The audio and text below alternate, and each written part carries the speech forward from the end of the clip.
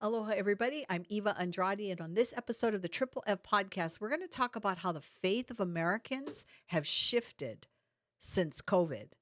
Let's chat about that.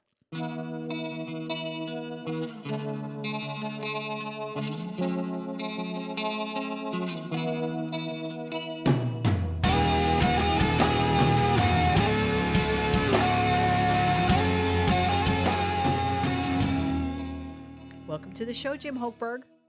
Thank you, Eva Andrade. So good to be here. I'm so glad you're my co-host, Eva Jim. Marie. That's my name. Don't wear it out. In fact, look at this. Look at this. This was a birthday present to myself. Don't know if the viewers can see it, but it says Eva Marie on it. It does. It was a gift to myself on my I didn't last even birthday. see that. I had no idea. Etsy. I spend a lot of time on Etsy. In fact, What is that? Etsy is a way that you can order things that people make. Oh, ETSY. Yes, Etsy. And so I like things that are handmade, and I kind of miss the days when things were handmade and people were proud of what they made. You know, nowadays you can just go get something very cheap from the store. So you wanted to be a Native American wife that chewed the buffalo hide for her husband and made clothes? Absolutely. In fact, Nice. I remember when I Nice. was in grade school, because I am part Native American, I remember when the song Cherokee Nation, the Cherokee Reservation, Cherokee Nation, what's the song? The Ode to the Cherokee, I don't know. I know the song. Yes. Anyway, I loved that song. I did. It was a hit. It was a Everybody big hit. did. And I remember that because I knew we were Cherokee, I performed it at school like I did this whole thing. It's Really? hilarious. One Do you day, have a video? in those days, no. But anyway, there's a line in there that says that all of our beads that were once made by hand are nowadays made in Japan. Correct. And I was thinking that's actually, well, I think people would say it's made in China now rather Didn't than rhyme, Japan. though, so. Didn't rhyme. But before we jump into that, Jim, this is Mother's Day week. So we are celebrating. I've been called a mother before. I'm sure you have. I have. I'm sure you have. But I don't think it qualifies for the holiday. Well, during COVID, everything was locked down, right? And so a lot of people stayed at home, and I think people appreciated their moms a lot during the lockdown because moms really had to rise to the occasion, because when moms work, they can go to work and just kind of close off the family responsibilities for a while they're at work. And then they come home and then they have to dive into their family responsibilities. But during the lockdown, moms had to be moms and do their work and make sure their kids were doing their homework. So for all the moms out there, we want to wish you the most absolutely blessed Mother's Day. Yeah, okay. And God chose you. So thank you for doing what you do. Even though my mom has been hanging out with Jesus since like 1991. Hey, that's, you know what? I'm telling you. See, dying doesn't scare me because I know where I'm going. And I know that I'm going to have this moment. My younger brother is partying with Jesus right now. In fact, I always tell people that right now he's playing all the worship songs with Rich Mullins because Rich Mullins was his hero. And I'm sure that after he hugged Jesus and spent those few moments giving him a lot of love, he immediately picked up a guitar, said, "Where's Rich?" And then just started. I think that's, because I think, being a worship leader was really important to him. But so going back to COVID, we are now in a time where the restrictions have, thank God, they've gone away.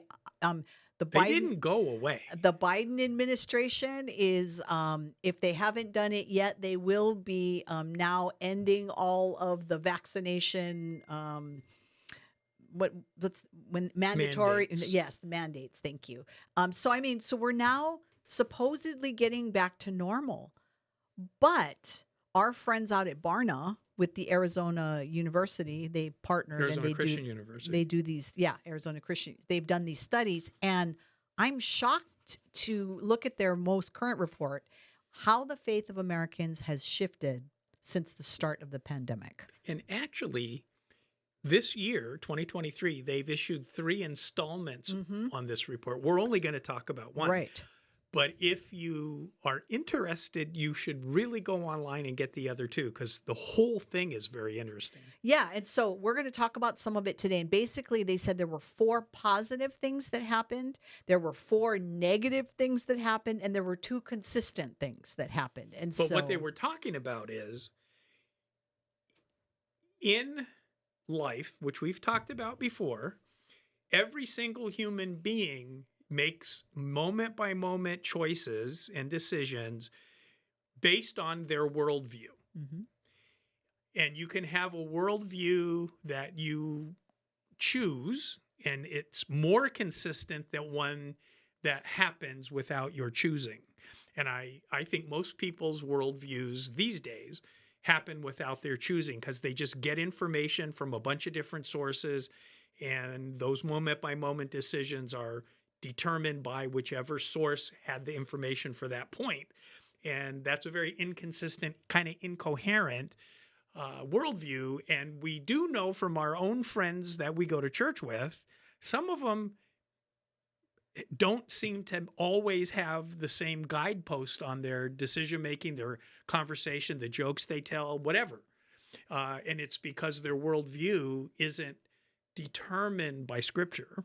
You know, last week when we were talking about our kids and how that they're shaped by what they hear, right? We were talking about how kids might view the drag queen story hours.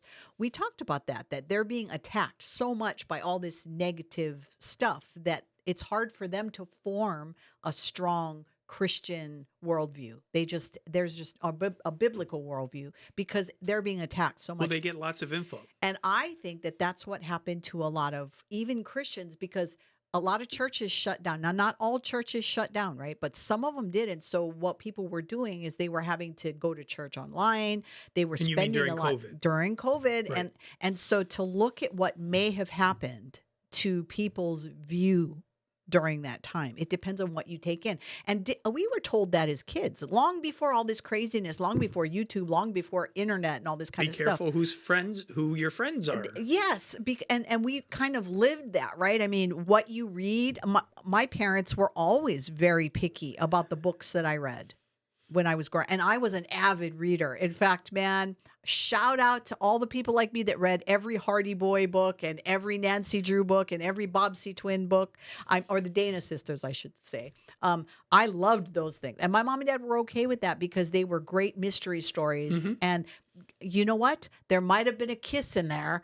But other than that, these guys were busy solving mysteries. You know, they weren't like lying around wondering if they were in the wrong body and all this kind of stuff. Right. So I really do feel for people during. But actually, when we were kids, gender was English language lexicology. It had nothing to do with your physical biology. It was how do you put nouns and verbs and adjectives and adverbs together based on gender is, English. I know. In fact, it's funny. I do watch a lot of YouTube too because I like to stay informed. And so I have my list of people I watch and all that. And I mean, in my lifetime, just in the last 5 years, I have never said the word gender, sex, identity as much as I've seen. It's like that. It's all over the place. It's all over the map.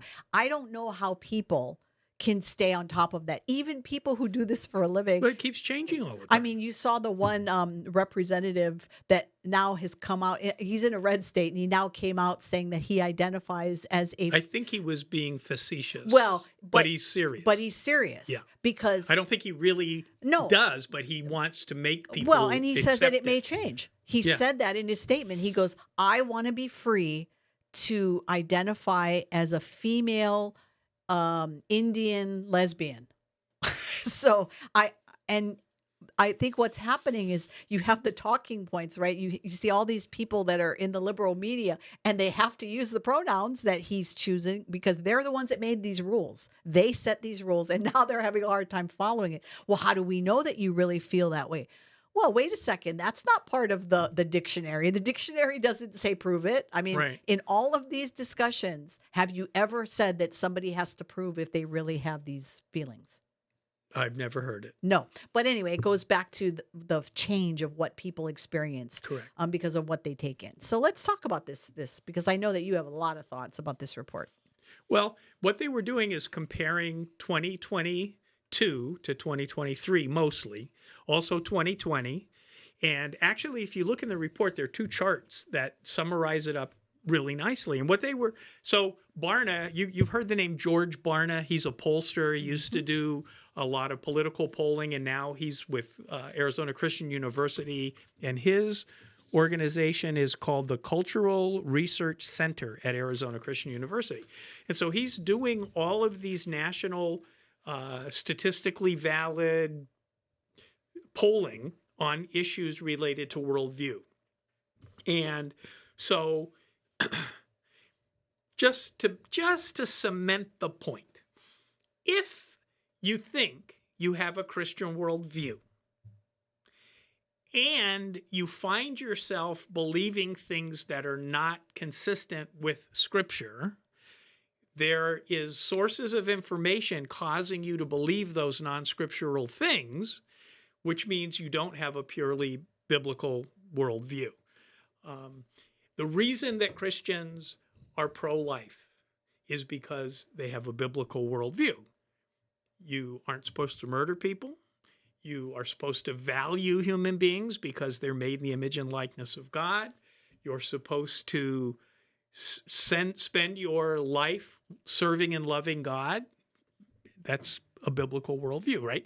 If you are doing things that don't appreciate truth, that don't seek truth, you need to ask yourself why, because Scripture is very clear that biblical worldview should be driving you toward truth, because truth will set you free. And I love that. So in this report, and I want to quote from this report, so there was a large jump, according to this report, in the number of people accepting the idea of absolute moral truth. Correct. There was a concurrent drop of 6 percentage points in the number of adults who believe that God is the basis of all truth. But here's the important thing that really jumped off the page at me.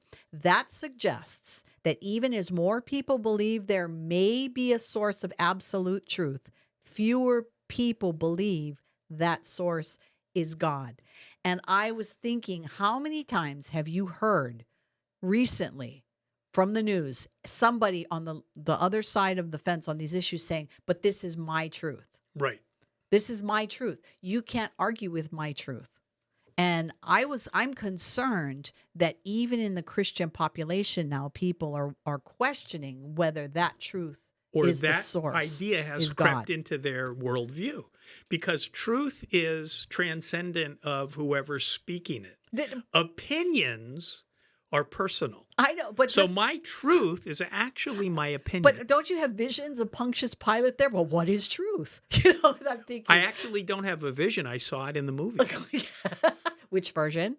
It's very important which version you watched. The Passion. Because obviously. Remember, there was the Last Temptation of Christ. Was also a movie, right? No. So the guy from Australia. The guy from Australia that made the movie, Mel Gibson. Oh, Mel Gibson. Yeah. Jeez.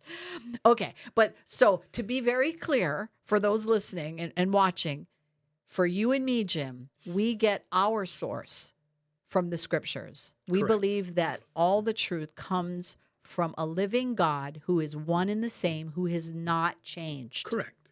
Who's called us to a purpose and who's planning for us, if we will accept it, to spend eternity with him. Mm-hmm. That's a Christian worldview, which is why whenever we do our little talks around and we're talking about worldview, I always say, if you want to know what somebody's worldview is, ask them a series of questions. Where do people come from? Why are they on earth? Why are they alive? What happens when they die? And if their answers are biblical, they have a Christian worldview. If their answers are not biblical, they have some other kind of worldview. And the really tricky thing about it is their answers can be partially biblical and partially not biblical. And that's the big problem, is we don't manage our worldview. We're not controlling our worldview. We're not even actually conscious of our worldview most of the time. So I want to address a comment that I received recently from somebody who supports us. All right. So this is a person who's on our side on the issues. And this person was a little upset. And when I say upset, I don't mean angry upset. I almost mean grieved upset that when I send out my alerts, I will say things like, we've been told that the legislature is going to pass this bill, but we want you to weigh in anyway. And this individual said to me, your job is to speak life to the legislature. You're not speaking life when you do that. You shouldn't make those claims that they said they're going to pass it. So speaking about truth, there's a whole spectrum of truth when you're talking about truth outside of the truth of the gospel, right? Because that's unchangeable.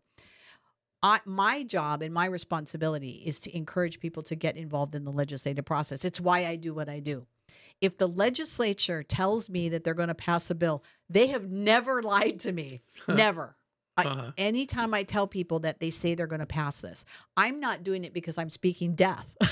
I'm speaking truth because they need to know that the people that you elect, and I'm going to do your speech for you, Jim. Okay. When people are in the state house or the state Senate, and we've elected them and we've put them there over and over again, it's the same people. Guess what's going to happen to these bad bills? They're going to continue to be passed, and that is not my fault. I've never said that. That's not part of my speech. No, that's not part. It is your fault. Well, it's for people that are voting. It's not her fault. For people that are voting, it is extremely important Vote that your you values. remember that your vote keeps on voting. And this is what I tell people right in our Dog and Pony show. You stand behind a candidate, you put them in office, their worldview is going to be what they promote. And so if we're at the Capitol always fighting against these bad bills, guess what kind of worldviews Correct. are in that Capitol building? Correct. Yep. And I think that what happened during these 2 years that they're referring to is showing you what's happening on a wider scale. I think these numbers are small for Christians, Jim, but I think that the numbers are astronomical for non-Christians. Well, actually, they broke it down between changes since 2020 in adult religious beliefs and behavior on one side, and on the other side, changes in religious belief and behavior among born-again Christians since the start of the pandemic. Mm-hmm. Okay?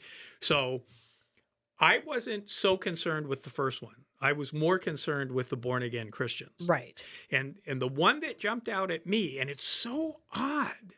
The life issue. The life issue. No, I just, the one that had the biggest drop, there was a 42% drop in born-again Christians believing that they are unique, that they have a unique God-given calling or purpose on their life.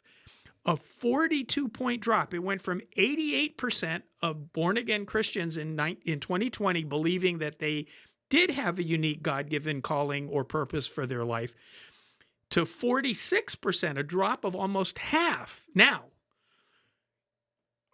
if you don't think that you have a unique God-given calling or purpose on your life, it's probably because you're not operating there. So what you need to do is start asking God to point out to you exactly what the other thing is he wants you to be doing. But because you're a born-again Christian, your pastor should have been teaching you that a long time ago, I think. I think you're absolutely right. And I'll tell you, in that same section, Jim, what leaped out. So I think it flows from that, right? So you had a 42-point drop on that.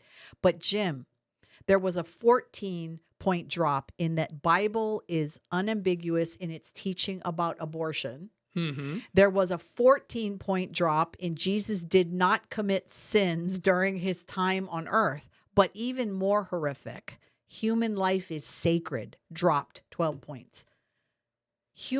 Now, you started all of this saying that we believe in our biblical worldview, that all life is precious and all that kind of stuff. These are, as you mentioned, these are born-again Christians. A 12-point drop that human life is sacred. Where did that come from? I will tell you where it came from. You remember SB1? Mm-hmm. I do. How many people showed up to testify to that bill, Jim? And this was after I had sent out numerous. No, there were five people. Yeah. And there were a few. And the voter voice system that we use, Jim, I'm able to see who makes contact. And I was shocked at the drop.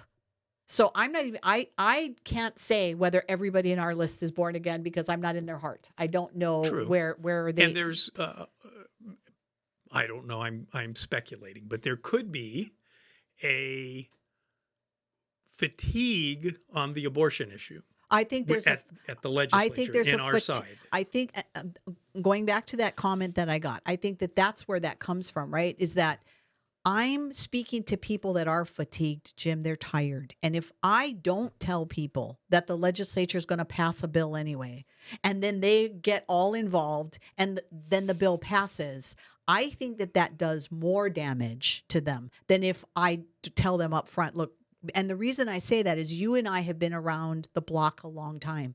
We got thousands of people. When I say we, I mean Hawaii Family Forum. We got thousands of people to show up for a red shirt rally, for a white shirt rally, on same-sex marriage, on assisted suicide. We collected over 13,000 signatures that we hand-delivered to the governor. People, they need the truth, but they also need to know that now's not the time to stick your head in the sand and to stop fighting. I think that we have a choice to make, and it goes back to this study. We have a choice to make on whether we serve Jesus or not in what we're doing every day. Well, they asked that question too, and that was my second big drop. Born again Christians. I knew born again Christians in 2020. 85% of born again Christians. That's pretty good. You live in a condominium. Okay. You can't get 85% to vote for anything. So 85% in 2020 thought that they were deeply committed to practicing their religious faith, to being faithful Christians. Yep. Okay. 35-point drop by 2022 down to half.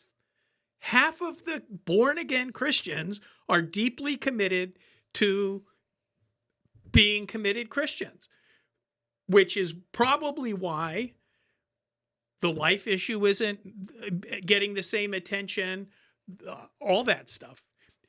Something is amiss in the church. And here's what I want to suggest that we do. And I do apologize for not thinking about it before sitting right here, because we could have been better prepared, but I didn't think of that. Pastors, if you're watching this, please comment, yes, you would like us to do this, or no. I would like to ask the Barna group to give us the questions for the born-again Christians so that we can give them to pastors so that pastors can poll their own body and figure out what it is they need to be teaching on based on what they get. Yeah, it would be interesting. We could also do it through Hawaii Family Forum to our list. We have thousands of people on our list. Congregation is a different flavor of Christianity. No, but and that's true, and that would be good for them. But what would be good for me, it would tell me why when I send out an alert that half of the people don't respond and don't even open it, you know. I got an email directly from a person. They were not hiding, Jim. Their name was very clear on the email, and they said, I'm a Christian and I support abortion. And so this is what's happening. I think that we have to understand that we can blame COVID and say that COVID was from the pits of hell, which I think a lot of us believe that it was. It was an attack on religious freedom. It shut families apart, right? You had people that had COVID that were put in hospitals that were not allowed to be with their family members.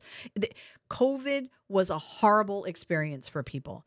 And you know what? I filed 2 lawsuits about the government overreach.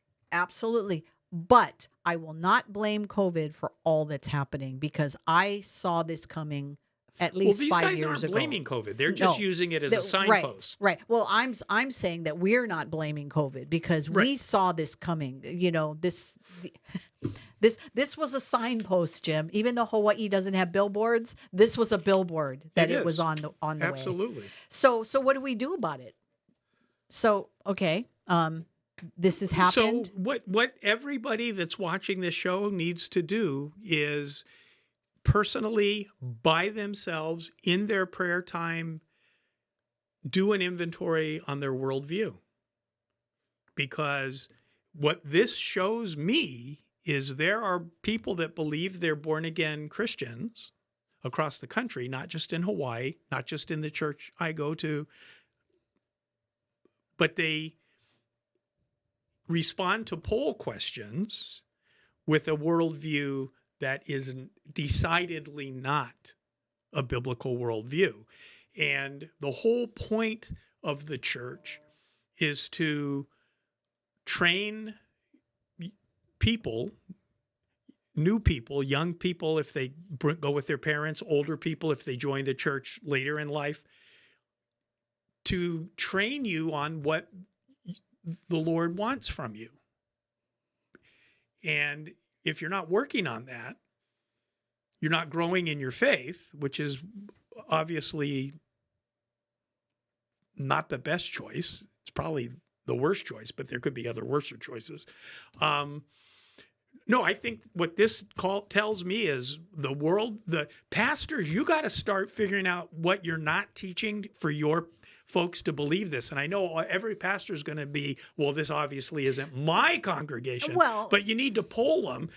So please let us know if you would actually use the questions if we could get them. Well, and I think we also have to be honest that there are some pastors, we talked about fatigue earlier, right? There's some pastors that have been beat up too, right? Because as we know from experience, people on our side can get very upset about things. People on the other side can get very upset about things. So when you're a pastor and you preach on some of these issues, you know you're going to hear right from the people that are unhappy. So you got to hire a marketing guy to help you sell it better. Well, but you still got to preach it. I think that pastors, and they probably do this already, but if they don't do it, they need to do it. And they need to be face to face before the King of Kings and the Lord of Lords. And they need to be asking themselves, what's more important? Is it those tithes that are coming in every month? Or is it making sure that people are hearing a gospel message that is going to change their mind and change their hearts? Because if we don't change people's minds and people's hearts, we're going to continue to see a downward spiral in all of these things. People go to church, they want to hear the truth. That's why they go. You know, people want to hear their pastor speak that truth that is unchanging. And the only truth that is unchanging is that truth that is spoken through the word of God. That's Correct. The only truth that is unchanging. The rest of the truth is on shifting sands, and you're going to be changing the truth. When I was playing with my brothers when we were growing up, we used to make up our own games. And so we'd have like these marble games that we'd make up, or we'd have little, soldiers and all this kind of stuff. And I remember so many times we'd be playing a game and then somebody would say, oh no, that doesn't work because of this. And we go, wait a second, that's not the rule. Oh no, it is. Like you change as you were going along. I remember we were always the Fantastic Four because there were four of us. And so we would be playing the Fantastic Four. And I remember like there'd be times where one of my brothers would go, I got you with my laser. And then my other brother would go, no, I have a bracelet that gets rid of all the lasers. And then somebody else would say, no, well, I have a gun that would get rid of your laser and hurt your bracelet. This is what we're up against. We're up against rules that are changing every day by the people. So if we don't stand solid on the unchangeable truth of the gospel, we're in for it. Okay, I'll get off my soapbox now. That was a big soapbox. Preach it, sister. I love it.